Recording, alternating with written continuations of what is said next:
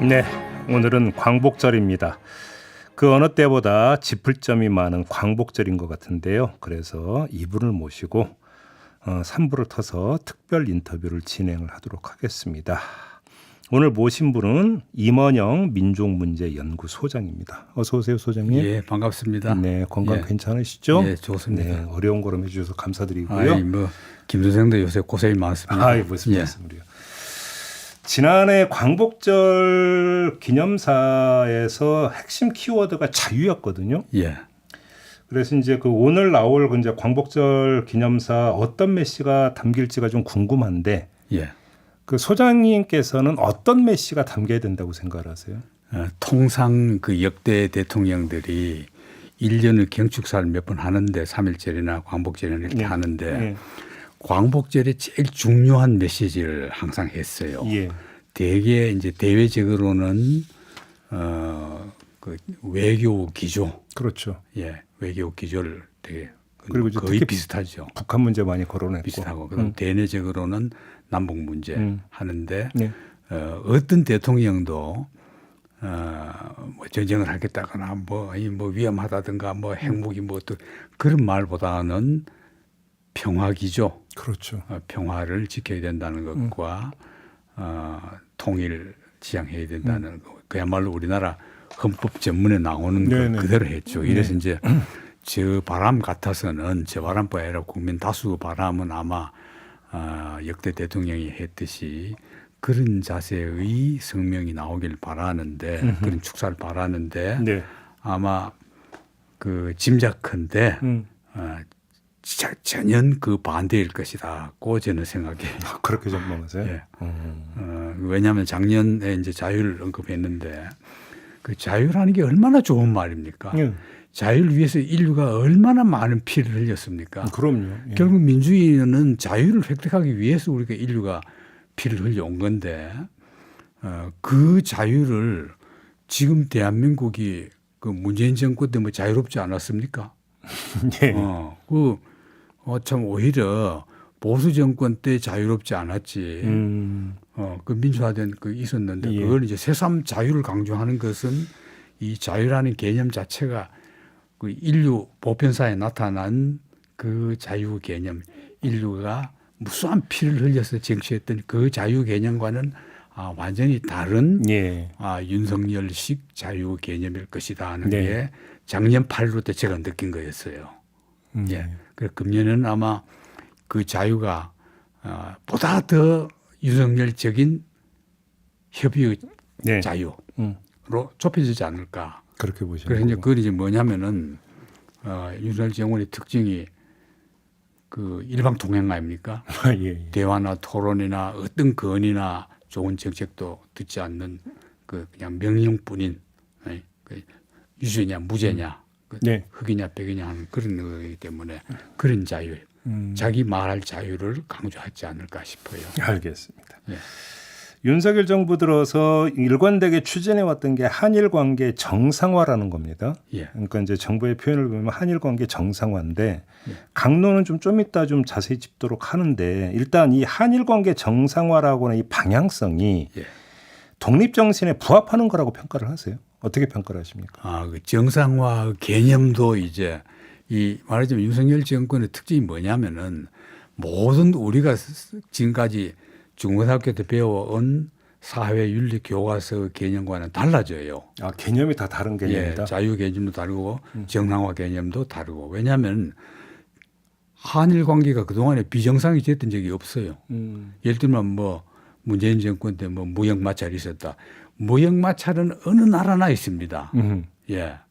어느 나라는 있기 마련이고 그것 때문에 우리가 무슨 여행을 못 하거나 뭐 문화교류를 못 하거나 행사를 못 하거나 그런 적이 한 번도 없어요.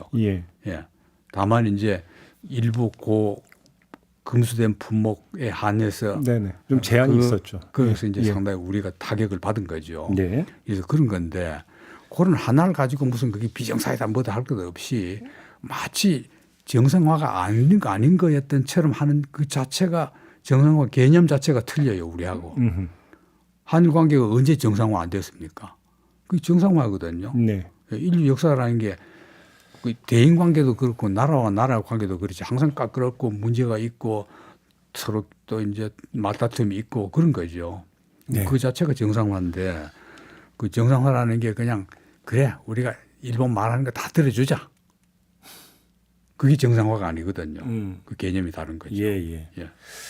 그 좀 강론으로 들어가서 이래서 지금 그 일제 강점화 강제동원 피해자에 대한 배상 문제에 관련해서 지금 윤석열 정부는 제3자 대위 변제를 제시를 하지 않았습니까? 이건 어떻게 평가하십니까? 아 이거는 정말 인류 역사에 중요한 오점을 남긴 범죄입니다. 범죄요? 예, 인류 역사에 강제동원이 그렇죠. 아니, 강제동원도 그렇고 그 다음에 강제동원도 범죄인데 그 다음에는 그걸 피해 당사국이 변제한다는 그것도 범죄예요. 그것도 범죄라고 보세요? 범죄입니다 이거는. 왜냐하면 대위 변제 자체도 범죄다. 뭐 그 옛날에는 말할 것도 없고 이제 지금으로 치면은 뉴렌베르크 재판 그걸 이제 우리가 현대적인 그 독일 전범 재판, 전범 재판 전후 처리 문제 그걸 하는데 그 기본이 뭡니까? 그게 평화에 대한 교란, 인권에 대한 문제, 인도에 대한 문제, 전쟁에 대한 범죄 세 가지로 나누어지는데 그럼 그 범죄를 저지른 사람에게는 반드시 벌을 줬어요. 네. 그리고 침략해 있는 국가, 전쟁을 일으킨 국가가 그 남은 나라를 침략했던 국가가 다 변제를 해줬습니다. 그게 기본 우리가 아는 기본 상식이에요. 그러면 개인적으로 볼 때도 내가 누구한테 돈 빌려줬는데 왜 안 내놓느냐? 받는 게 정상 아닙니까? 예. 그런데 그걸 뒤집어진 거거든요. 그건 뭐냐면은 그게 이제 윤석열 정권의 특징이기도 한데 그 논리가 국제적인 논리에도 통하고 그다음 우리나라 국내 정치에도 통해요. 그게 이제 사람들이 참 그런 걸 지적을 안 해요. 왜냐하면은 강자 독식입니다. 강자 독식? 강자 독식. 이긴 사람이 다 먹는 거예요. 뭐 대통령 선거 몇 퍼센트 차이 나고 그런 거 아무 문제 없어요. 이겼으면은 진 사람이 무조건 죄인이에요.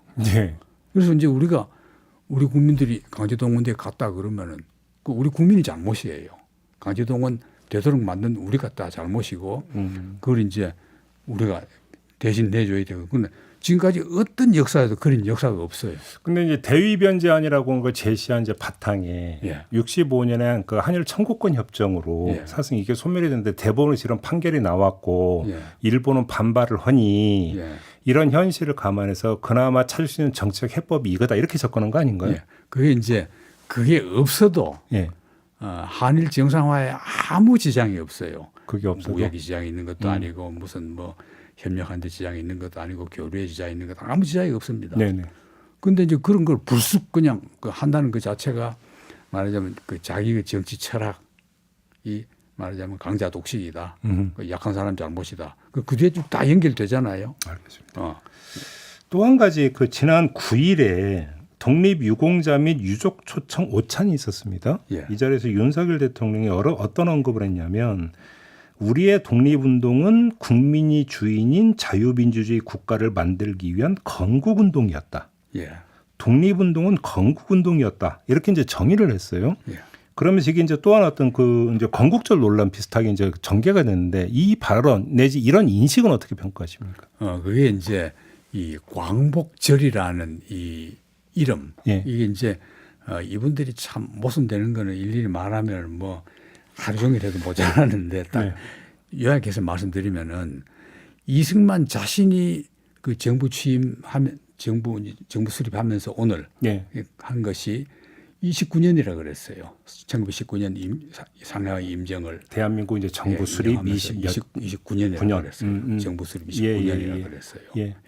이승만 자신이 그래 말했어요. 그러면서 이승만 동상 세우면서 왜 그런 말은 안 들어요. 그러기도 하고 독립운동 개념이라는 게 참 상당히 편리하게 해석하시는데 원래 근대 그 이전에 고대 중세까지 놔두고 근대 이후에 독립운동이라는 것은 그 영어로 말하면 내셔널 리버레이션 무브먼트입니다. 리버레이션이라는 건 해방입니다. 우리도 처음에 해방제라고 그랬죠. 해방제를 그러다가 그 말 못 쓰게 하고 이제 아 진짜 왜 그걸 못 쓰겠을까요? 해방이라는 칼이 너무 강하거든요. 아, 그 이제 이 사회주의자들이 뭔가 좌파적 냄새가 난다 이런 건가요? 진보주의자들이 쓰는 거 이제 해방이라는 단어니까 그걸 이제 못 쓰게 하고 이제 어이구, 동무라는 말 추방하듯이 추방해버리고는 이제 정부 수립 단독 정부 수립되면서 이제 광복절로 돌아왔는데 예. 광복이란 자체가 뭡니까? 있던 나라를 되찾는 겁니다. 그렇죠. 광복군 예.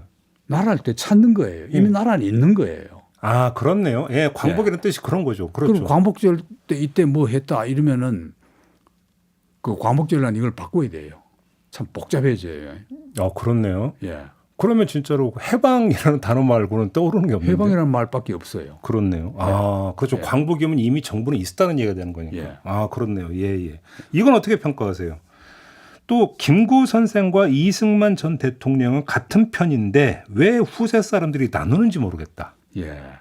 난 참 대통령이 그렇게 현대사에 대해서 해박한 지식을 가지고 있는지 몰랐어요. 참 깜짝 놀랄 일인데 예. 아마 고등학생만 돼도 다 알 텐데 예.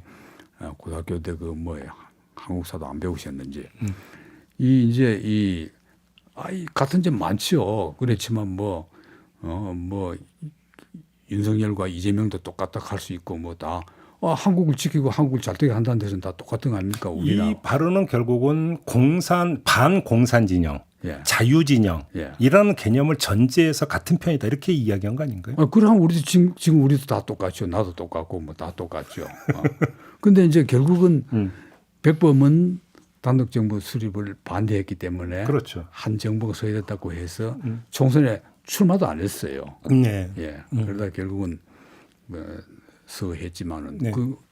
다른 거죠. 그때부터 다른 거죠. 엄연히 다른 거죠. 그래서 이제 그런 착각을 마음대로 하는 거예요. 참 편리한 사람이에요. 그래. 그냥 뭐 역사든 뭐 어떤 단어든 아무 구애 안 받고 그냥 머리에 떠오른 그대로 일을 하는 겁니다. 그러니까 결국은 대한민국 정부, 특히 단독 정부를 예. 어떻게 이제 그 평가하고 어떻게 받아들이는가에 있어서 근본적인 노선 차이가 있었는데. 그렇죠. 그렇죠? 예. 그러면 왜 죽였어요? 같은데. 이승만 그 기념관 건립 얘기 움직임이 있잖아요. 예. 이건 어떻게 평가하십니까, 소장님? 이게 이제 이미 그 보수 정권이 들어설 때마다 항상 그 시도해오고 부활을 국부론을 부활시켜 왔는데 국부라는 거잖아요. 예, 결국은 저는 그냥 결론적으로 한마디로 그냥 결론만 말씀드리면은 예. 아무리 잘 세워도 언젠가는 부서질 것이다. 동상이 동상이든 기념관이든 왜요? 왜 그렇게 보세요? 그게 이제 왜냐하면은 이승만은 건국의 아버지가 아니라 건국의 대통령이 아니라 그 탄핵의 대통령입니다. 예. 예, 그 임시정부에서도 탄핵을 당했고. 그랬다면서요? 그다음 4.19 때 그 탄핵은 법적인 탄핵은 아니지만은 예. 그냥 국민에 의해서 강제 하야당한. 그렇죠. 그 뭐 그냥 탄핵 당한 거나 마찬가지죠. 그런 분을 이제 그러니까 그야말로 국민들부터 배척당한 대통령을 그 국부로 모시겠다는 그 생각은 자기도 국민들부터 배척당하고 싶다는 뜻이죠. 그렇게 보시면 그렇지 않고는 어떻게 필요하면 그런 말 안 해도 되는데 예. 전혀 할 필요 없는 일입니다. 지금 이런 바쁜 세상에. 예, 이승만 논란을 할 필요도 없어요. 그건 말 그대로 소모적 논란밖에 안 된다. 예. 그 이미 역사학자들이 다 정해두고 예. 온 세계사가 우리나라만이 아니라 예. 모든 세계사 전체의 흐름이 예. 쫓겨난 독재자에게는 다시 훈장을 주지 않는다. 그런 그래요. 그 원칙을 어긴 거 아닙니까? 근데 이제 지금 우리가 그런 거 할 때입니까? 세계사를 보면은 그때 이제 특히 2차 세계대전 종전 후에 예. 많은 나라가 독립을 하면서 건국의 아버지로 불렸던 사람들이 나중에 독재자로 이제 전락한 경우 되게 많이 있잖아요. 예. 그런데 그럼에도 불구하고 세계사 기술에서 이 사람은 독립의 아버지다 이런 식으로 기술한 경우 종종 있었단 말이에요. 그냥 그런 차원에서 접근하는 거 아닌가요? 그거는 그 나라가 역시 독재를 벗어나지 못하기 때문에 그래요. 그런 건가요? 예. 그런 거지. 건국 아버지는 이제 그 선진국에서 되게 쓰는 나라는 그 미국밖에 없거든요. 그래요? 예, 미국은 건국의 아버지란 표현은 안 씁니까? 아버지란 말은 안 쓰지만은 그 건국 아버지라면 미국은 조지 워싱턴 하나가 아닙니다. 예, 그렇죠. 예, 예, 예. 그 5명 돼요. 예, 예, 예. 5명 한데 그게 보면 미국은 그 저는 뭐 그래도 건국 아버지란 말은 민주주의에 걸맞지 않지요. 그렇죠. 사실 걸맞지 않는 말 그런 말 쓸 필요도 없는데 예. 그래도 쓸 자격이 있다면은 워싱턴이나 뭐를 비롯한 그 워싱턴은 직접 싸웠고 독립전쟁 총사령관이고 싸웠고 예. 대통령도 직접 추대된 거고 그런 겁니다. 지가 뭐 한략해서 한 게 아니고 그래 된 거고 드골이라든가 예를 들면 2차 대전 후에 드골 뭐 물론 프랑스 건국은 오래됐지만 네. 그런 정도의 자격이 있어야죠. 예, 근데 그게 안 됐잖아요. 이승만 전 대통령 그 정도의 독립운동도 한 것도 아니다. 예, 알겠습니다. 독립운동 자체도 의문스럽고. 백선엽 장군 친일 행적 문구가 지금 보훈부 홈페이지에서 삭제가 됐거든요. 예. 이건 어떻게 평가를 하십니까? 아, 그래서 이제 보훈처를 보훈부로 승격시킨 거는 상당히 참 그 윤석열 대통령다운 발상 같아요. 아, 왜요? 보훈부 승격은 왜냐하면은 예. 그럼으로써 그 부로서 승격시킴으로써 보훈부가 그 독립운동사라든가 이런 그 진보 세력들이 말하는 독립운동을 중요시하는 역사관을 희석시킬 수 있다고 그런 발상에서 이제 부로 승격시켰다고 저는 보고 있고. 아, 그렇게 보세요? 실제로 하는 역할 자체도 그렇고 네. 실제로 하는 역할은 보면은 꼭 그 친일 옹호부라든가 뭐 이런 그 친일 면제부 같은 그런 역할을 해주는 거거든요. 백선엽 장군 케이스를 두고 그게 하시는 이제 말씀 같은데. 백선엽 장군이 제하는 거는 그 첫 케이스죠. 첫 케이스고 앞으로 계속 나올 거다. 어떻게 할지 모르죠. 앞으로 더 발전해서 예.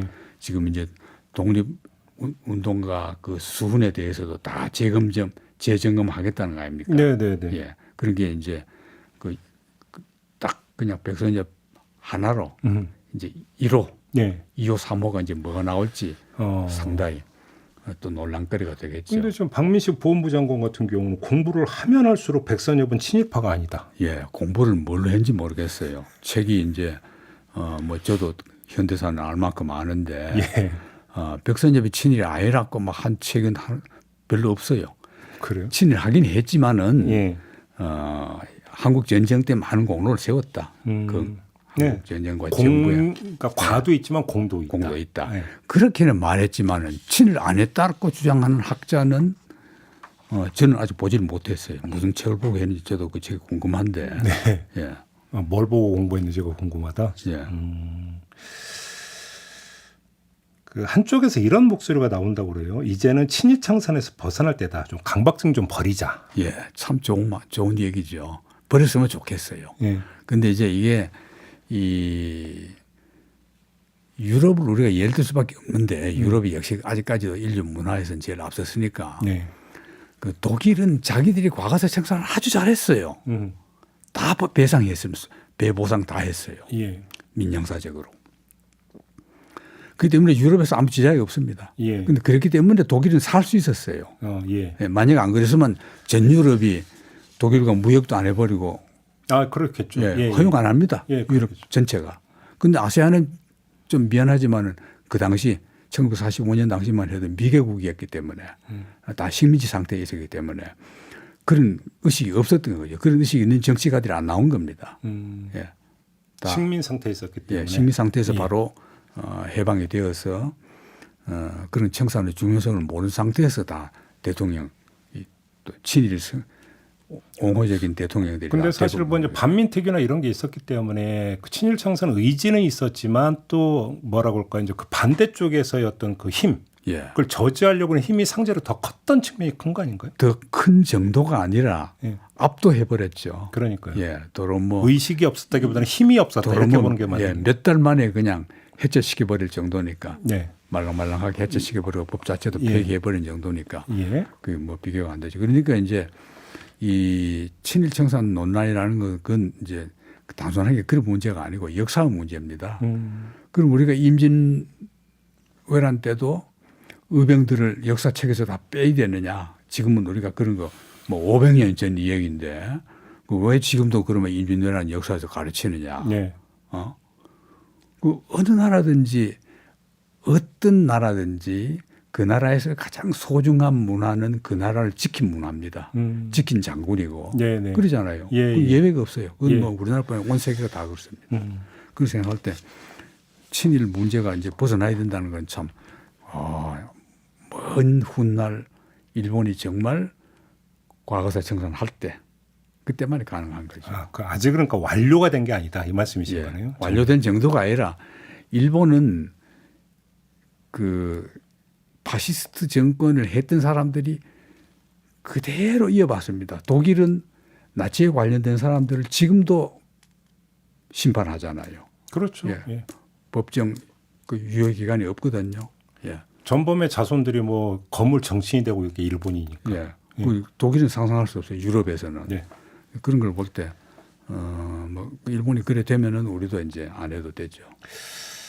그 인사혁신처사나 국가공무원 인재개발원이라고 있는데 예. 여기서 지난주에 공무원 30명을 대상으로 제1기 윤석열 정부 국정철학의 이해라고 하는 제목의 집합교육과정을 실시를 했다고 그래요. 예. 여기서 처음으로 근현대사를 가르치는 역사관이 포함이 됐다고 하는데 이런 움직임은 어떻게 평가를 하십니까? 그건 뭐 그 말로만 보면 옳지요. 예. 그런데 그 기관이나 정권이나 이런 걸로 밀어볼 때 모든 그 윤석열 정권의 인사정책을 밀어볼 때 거기 나가는 그야말로 근현대사 강사가 어떤 분들이 나가서 예. 뭘 할지는 보나 마나. 예. 알겠습니다. 보나 그러면 마나. 이 일련의 움직임을 이른바 그 민족 정체성 내지 국가 정통성 확립 차원으로 이해를 할 수 없을까요?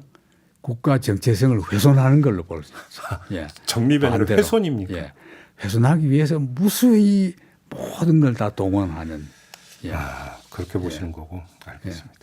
시간이 한 1분 정도밖에 안 남았는데요. 좀 마지막으로 꼭 남기고 싶은 말씀이 있다면 어떤 걸까요, 소장님? 예. 오늘 8.15 이제 앞으로 얼마 안 있으면 곧 이제 경축사가 있겠죠. 경축사 전에 이제 순국 선열에 대한 묵념을 올리실 텐데 여러분들이 예. 사이렌이 부르고 예, 그렇죠. 그 순간만이라도 독립운동가들이 과연 머릿속에 생각했던 우리나라는 어떤 나라였을까? 해방된 조국의 상. 예. 그걸 30초만이라도 꼭 생각해 주시기 바랍니다. 아하. 예. 그러면 아마 우리 다 생각이 같아지지 않을까 하는 생각이 듭니다. 그러면 이제 그 독립투사들이 머릿속에서 그렸던 해방된 조국의 상이 예. 지금 우리 사회가 보여주고 있는 이 모습과 어느 정도까지 부합이 될 것인가를 한번 예. 성찰하는 계기가 됐으면 좋겠다. 이런 그분들이 일본들을 어떻게 생각했을까? 예. 이런 생각을 좀 해주시기 바랍니다. 알겠습니다. 예. 자, 오늘 인터뷰는 좀 이렇게 마무리를 해야 될 것 같습니다. 예. 말씀 잘 들었습니다, 소장님. 예. 감사합니다. 지금까지 임원영 민족문제연구소장과 함께했습니다.